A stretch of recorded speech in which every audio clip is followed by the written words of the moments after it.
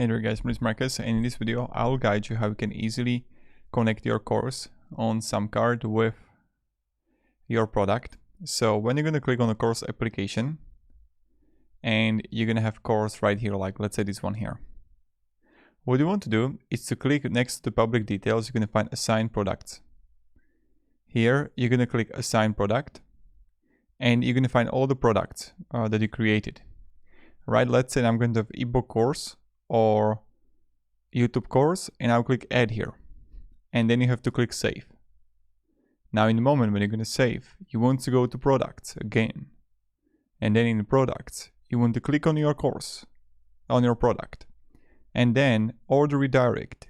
You want to click order summary, course auto enroll, and you can show custom URLs button on receipts, or course registration button text register for your course. You can of course change that, but I would recommend having like this.